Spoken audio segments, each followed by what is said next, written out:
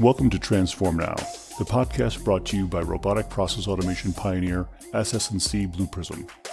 Digital transformation has the potential to reshape the way companies service their customers, engage their employees, and manage their operations. Whether you're looking to develop strategies, tactics, or best practices to positively impact the future of work, or you're curious to see how other companies have successfully navigated their digital transformation programs, then this podcast is for you. We're here to help you transform now. Hello, everyone. I'm Brad Hairston with SS&C Blue Prism. Welcome to the Transform Now podcast. Today, I'm very excited to have two guests on the show. The first is Madhu Raman, who is the Global Head of Automations Business at AWS. My second guest is my colleague, Jon Day, who is Vice President, Technology Alliance and Cloud Program at SS&C Blue Prism. I will be talking with Madhu and Jon about intelligent automation on AWS. Gentlemen, welcome to both of you. Let's start with some introductions. Madhu, please start us off. Thank you, Brad. This is Madhu Raman, Head of Amazon Web Services, Intelligent and Connected Automation Businesses. And my team's mission is to enable optimized value from human capital for our AWS customers. The way we go about it is to connect people, processes, data, and devices, and that enhances human effort. And the broader outcome we drive is the acceleration of digital transformation initiatives for our customers. Over to you, Jon. Thank you, Madhu, and excited to be here, Brad. So thank you for the opportunity. You had tried to introduce me with a mouthful of what my title is, but let me dive into that. Basically, I lead our Technology Alliance program, which is really a fancy way of saying our ISV program globally, and our cloud alliances. And through those cloud alliances, we formed a strategic collaboration agreement and alliance with AWS that we're super excited to chat about today. But those are basically my two charters, which is to bring our cloud providers and specifically AWS to our clients with and through AWS. And then also to bring our ISVs to bear, any of whom have solutions already on AWS and looking to bridge those gaps in terms of complete and holistic go-to-market offer. Thank you for the introductions, gentlemen. Madhu, I want to start with you and just talk about AWS and the success that you've had in the marketplace. I mean, AWS has been the global leader in cloud infrastructure and platform services for 11 consecutive years. Can you touch on how the company has achieved and sustained this leadership position? So there are many factors, right, for a leader to sustain their position. But if I had to pick one, I would say customer obsession. That is at the heart of our success to date. 90% of what we build, it's driven by what customers tell us matters. And the other 10%, Brad, these are things we hear from customers where they may not articulate exactly what they want, but we try to read between the lines and invent on their behalf. And this is why you see intelligent automation, IEA, focused on vertical and horizontal solutions addressing key customer pain points. And the terrific IEA adoption that we are seeing, it's merely an outcome of how well we continue to align with what our customers are telling us. Excellent. Madhu, why is now such an important time for AWS to offer a low-code, no-code automation offering? I mean, what is the appeal of intelligent automation to your customers? You know, I often think about that as in times are changing. They always keep changing, right? The world just went through an intense period of the pandemic. And now we have a new set of macroeconomic factors driving headwinds for every business. Our observation is that intelligent automation on AWS, right? These solutions are helping businesses with 20 to 60% cost reduction and 50% plus increase in operational effectiveness.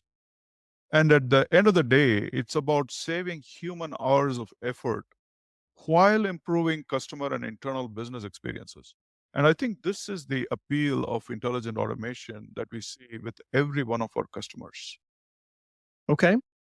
Jon, let me turn it over to you for a second. So last year, a strategic partnership was announced between Blue Prism and AWS. How does this relate to where we see our Blue Prism customer base heading, particularly as we've now become part of SS&C? So I would break it down into a couple of different components, but I would say the key is it's all about really enablement for our customers through our software and AWS as the environment of choice, and not just from an infrastructure perspective, right? But also in terms of the AI services that AWS brings to bear, in terms of the line of business software that AWS brings to bear. So it's very much holistic. But if I had to kind of summarize it, I would say there's a couple of big moving parts. One is just the clarity around our go-to-market offers. So we started very intentionally with the core Blue Prism products, and trying to make sure that we had everything from co-branded marketing assets that really speaks to the joint value of Blue Prism and AWS to our customers, all the way down to making sure we optimized our software so that it ran the best it could in an AWS environment.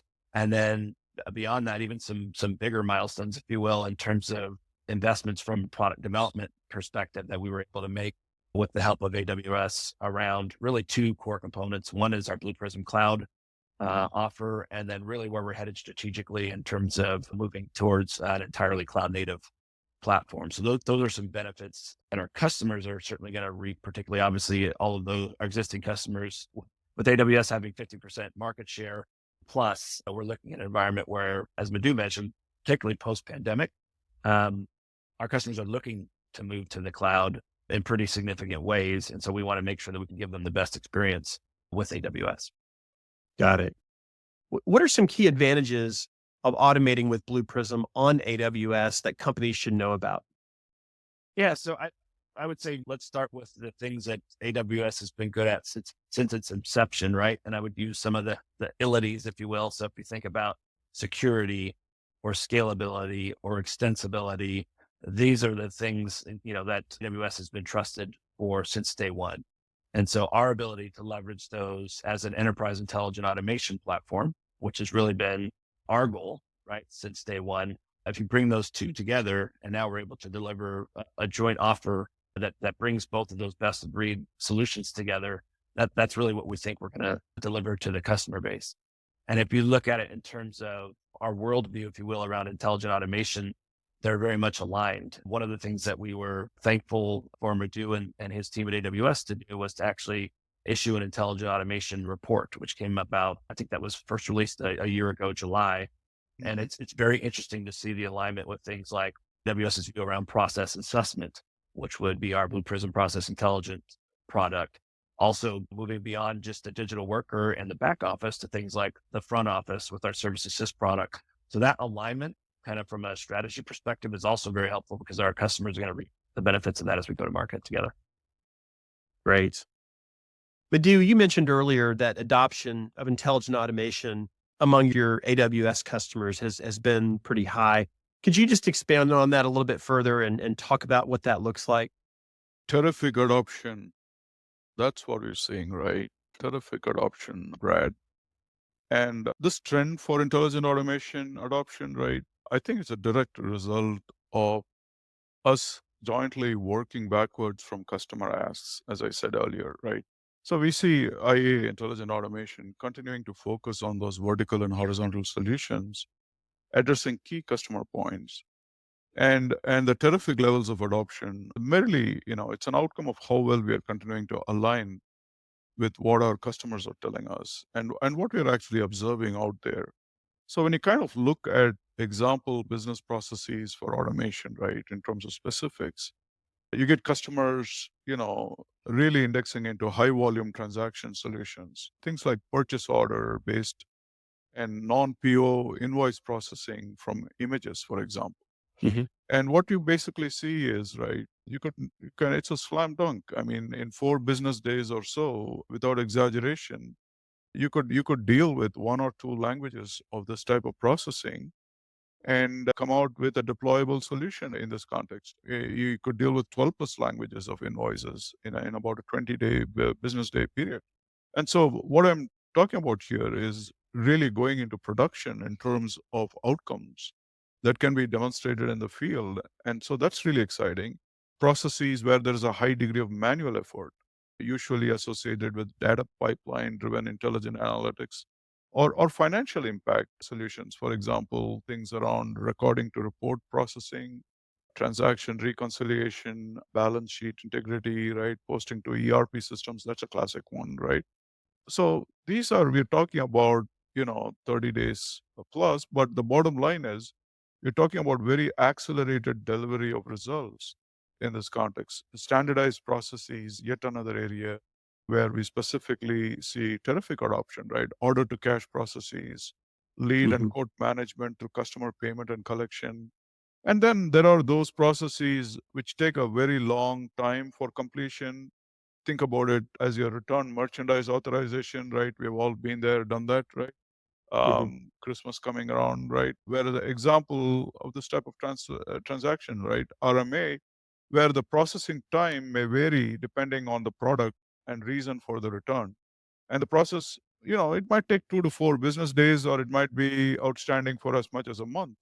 But you basically want something assisting that human to do that process in a timely manner so that the customer is satisfied.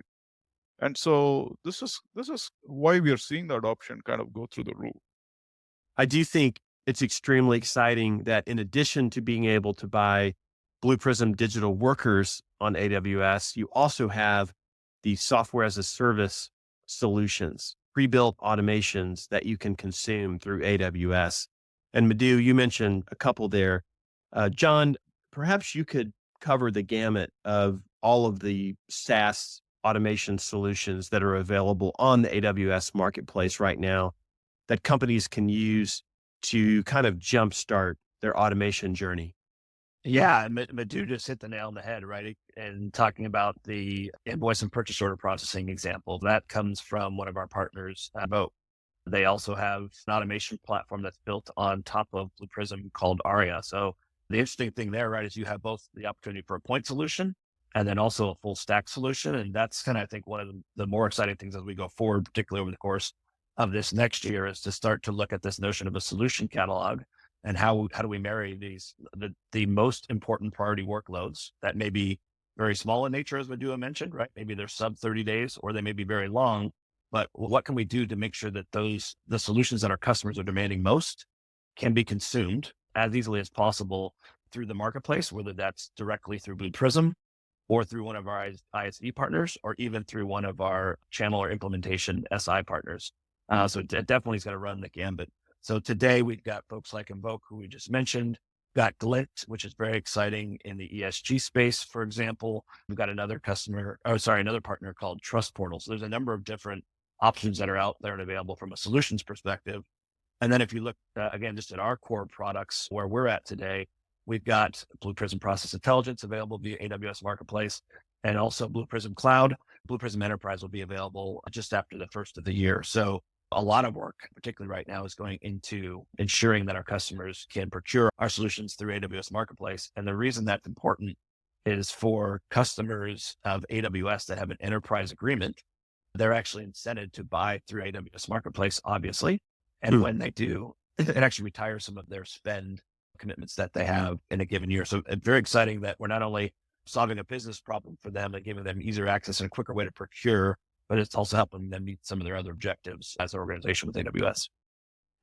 Excellent.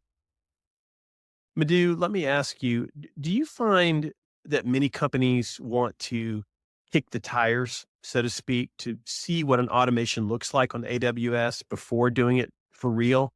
And what does that process look like, and how does AWS support it? Totally, Brad. We index on a mechanism that we call the proof of value trial. And it's a 30-day period. It's about doing something for real, but in a very scoped fashion to prove out a business KPI. And, it can be any key performance indicator, but we typically index on identifying hours of human hour effort, right, that we save for the business, which translates into a bunch of cost reductions, into operational effectiveness increase, etc. Now, I'll give you an example. So think invoice processing. Maybe you're a multinational with 50 plus languages of invoices that you deal with on a daily basis, right? Hundreds of thousands of invoices, and on a yearly basis, maybe millions. And the bottom line is, yeah, you could do a very broad kind of proof, and you could do that in a lab, right, to identify that you can deal with these invoices. But what we do is we actually index in by working with those systems in the field, right? And we work with those systems and actually prove out the value to show that this can work with the Blue Prism, with our Amazon Tech Stack service, for example, and so on and so forth in terms of specific solution responses. So coming back to your question about companies kicking the tires, we do more than kick the tires, right? We actually prove the value and say, like, let's not talk about art of the possible. Let's laser focus on the science of the doable, because you can do this with Blue Prism on AWS today. So that is something we do. And this, by the way, this has been a game changer for our customers and for us, because it really kind of delivers in terms of helping our customers understand that something is very doable. It's not a sci-fi land. And we normally like to say AI and ML and art of the possible in the same sentence, but we are talking about AI and ML and science of the doable here. That's fantastic. I would think a lot of companies would want to take advantage of that for sure. Madhu, with Blue Prism's increasing presence on AWS, including Process Intelligence and Blue Prism Cloud coming online, how does this factor into the plans for an intelligent automation solution catalog on AWS? Yes, I mean, this is a very important topic from our perspective for our customers. Process intelligence, right? We didn't really talk about it so far on this session, but it's the key that unlocks what really matters in terms of automation priorities and outcomes. So, in a nutshell, what Blue Prism's process intelligence helps our customers do is to look at their universe of processes within their enterprise. But instead of boiling the ocean, identify the high ROI, the low hanging fruit automation candidates to really go and work with on AWS. At AWS, right, we are always looking for ways to increase the solutions presented to our customers, right? Not just choice, but the depth in terms of what could happen there. And a solutions catalog is a great mechanism for doing this. With Blue Prism Cloud, which is now on AWS, right, available through our marketplace, and Blue Prism Process Intelligence, which is also available on AWS Marketplace now, as of this month, we are continuing to work very closely with Blue Prism to kind of create the context of how an industry customer could really benefit from these various solutions. So I'll give you some examples. So Blue Prism automates high volume tasks required to access data, which is like locked in legacy systems. And those without APIs, for example, this is a classic area where you really need a Blue Prism to do this stuff. And those requiring human input, including green screen, site scraping, unstructured docs, and all of that, right? And the point is, like, imagine having a bunch of solutions which address your enterprise functions associated with that, pre-curated for you as a customer, readily available in a catalog. Imagine then at the other extreme, not just legacy systems, but in a system of innovation where you're trying to do new things, the ability to drag and drop on the Blue Prism platform and create those low-code, no-code solutions which incorporate digital workers.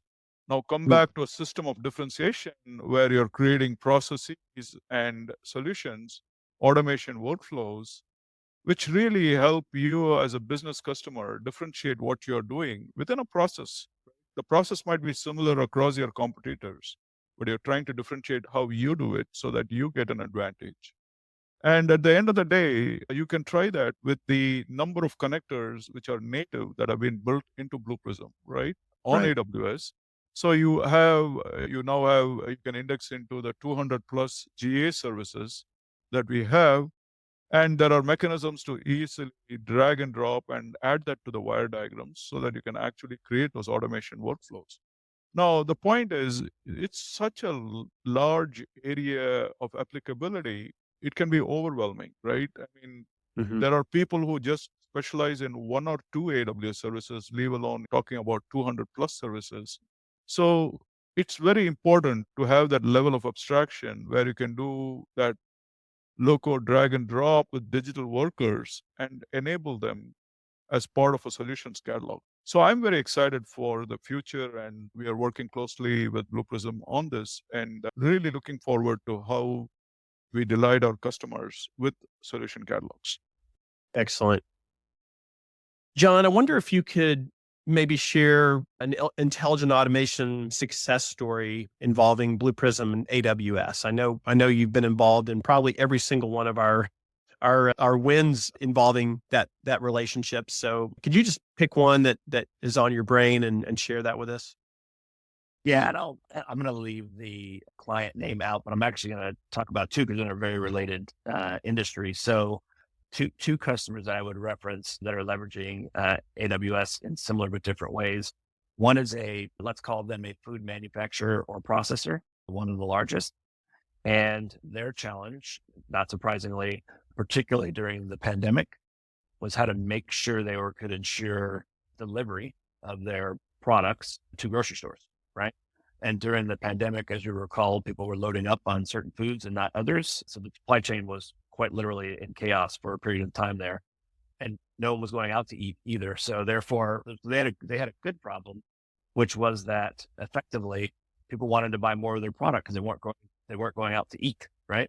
And so their challenge was how to optimize with their existing suppliers and identify new suppliers such that they could get their product to delivery, all of which is perishable. So a particular challenge, and the way they leveraged intelligent automation and AWS was a couple-fold. One was that they leveraged Blue Prism in terms of how to identify new suppliers and screen those new suppliers.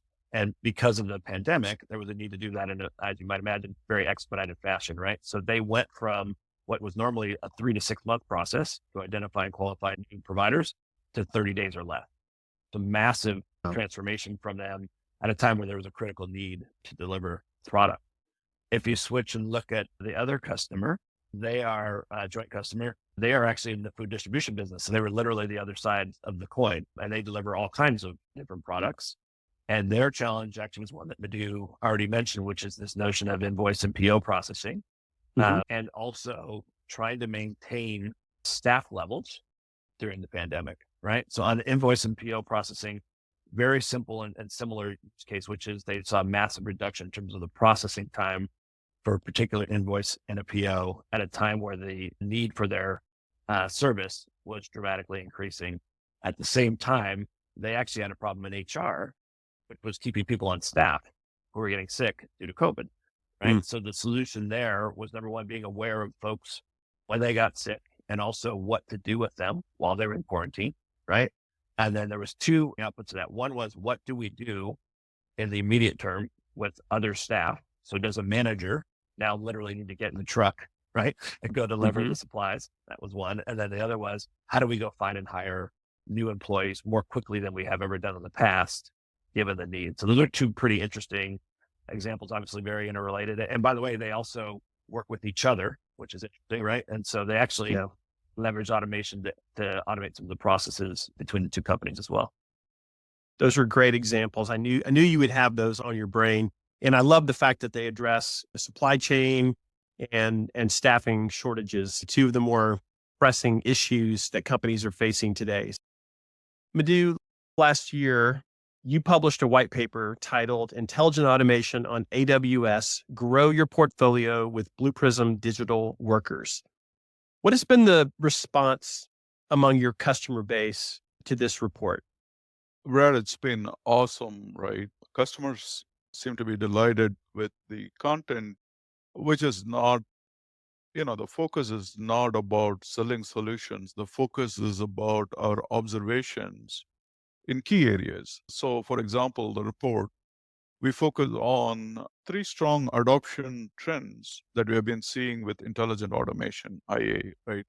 This is with enterprise finance leaders, customer care leaders, the IT development and support organizations. And if I were to kind of double click on some of that, right? Finance function automation, we kind of unpack that for the reader, order to cash, procure to pay, record to report. If you're dealing with digital workers, right? Um, how do you kind of benefit from that? What are your peers seeing as benefits? Of course, we index on Blue Prism on AWS examples in the context of what is in the report. But bottom line is intelligent automation as a practice. This gives the customers a sense of why it is that peers are achieving that 20 to 60% cost reduction and 50% plus operational effectiveness increase, right? I Hmm. mean, it gets down, and it's not just waving our hands in this context. It gets down to the point of setting up new general ledger accounts, talking about preparing and refreshing gross margin review files and things like that as specific examples. And how many hours of effort are typically being saved by peers in this context. Then you got the customer care function automation, which we cover, as well as IT development and support automation, etc. Now we go beyond that, and actually we talk about the creation of center of excellence. So right from the beginning, when a business might not even have intelligent automation as a mature practice, right? How do you set it up? What are the tenets, as we like to say at Amazon, right? The mechanism by which you prioritize what implementations are created. How do you go about setting that up? And then going beyond that, right, beyond that to actually assessing, chartering, sustaining, embedding intelligent automation across your business. And then scaling your program once you got it going, right, and running your program on a daily basis. So we talk a little bit about that, but just enough to kind of help the senior executive, Hmm. typically C-suite persona, right, get a sense of the science of the doable. And of course, right at the beginning, we talk about a little bit more technical topic, which is the business process, I would say, intelligence aspect, which tends to be daunting to actually explain to non-technical folks. But we try to break that down and unpack it. So one thing, no figures in this report, right? It's a short report, 18 pages. But bottom line is we try to cover end to end what you as a business, what you as a customer can benefit by working with AWS based solution. Really emphasizes the Blue Prism digital worker for your process needs. Okay, very good. Jon, the last question is for you, my friend, as we wrap up today. What are some future developments we can anticipate with the Blue Prism AWS partnership? Could you touch on that? Well, there's a lot on the roadmap, and we're certainly excited about where we're headed. Some of the things we can certainly speak to, and these are in play for the next calendar year. Probably some that are obvious and expected, particularly given our AWS relationship, is the introduction of a true consumption model. So you'll certainly start to see that come out next year. And it's very interesting as you think about the notion of a digital worker and kind of a base unit, and you compare that to a human worker. It starts to make a lot of sense that you'd have an hourly mechanism, right? Mm. For how you would start to think about a unit of measure for a digital worker versus a human worker. So from a consumption perspective, that's certainly something you can see on a go forward basis. Probably more broader and kind of less tangible to the customer early on, but certainly more so over time is our continued move to cloud native. So one of the things we're doing that's probably a little different than the way some of our competitors have gone after this is that we're trying to make sure we don't leave any customer behind. Obviously, we have kind of a grand architecture that underpins all of it, but we're trying to do it very intentionally from more of a component basis. Mm-hmm. So as you know, Blue Prism has a ton of different components that are available that underlie that platform. And what we're doing is literally going on a component by component basis for some that are kind of make a lot more sense to go cloud native sooner rather than later. The benefit that the customer will see is more uniformity in terms of upgrades, more frequent upgrades, more access to new solutions that we can now deliver on a component basis and start to leverage things like serverless, which certainly excited to see us head that direction. containerization, all of the things you would expect from a cloud native perspective. So those are some of the things we're most excited about. And I think there's some interesting opportunities around things like AWS Marketplace. So obviously we have our own Blue Prism digital exchange, you can think of as our marketplace. And what are some things we can do between AWS Marketplace and the digital exchange to start to leverage our respective strengths there from an intelligent automation perspective, both in terms of core products, but also in terms of some of the point solutions we've been talking about today. So certainly excited about the future. We're definitely kind of just getting started and excited about the years ahead, not just next year. A lot of great things to look forward to. Thank you for sharing those, Jon. Well, Madhu and Jon, I want to thank you for joining the podcast today. It's been really great hearing more about the way Blue Prism and AWS have partnered in the intelligent automation space. I truly appreciate you both being on the show, and I wish you the very best. Thank you. I want to thank Madhu for his partnership. Oh, thank you so much, Jon. It's been fantastic. And Brad, thank you for this great experience. Thanks for tuning in to Transform Now. For more insightful discussions on digital transformation and more, check out our podcast channel where you'll find all of our previous episodes. And to make sure you never miss an episode, subscribe to the show on your favorite podcast player. And if you like what you've heard, please leave us a review. For more information about digital transformation and the future of work, check out blueprism.com to learn how SS&C Blue Prism's digital workforce is enabling enterprise transformation now.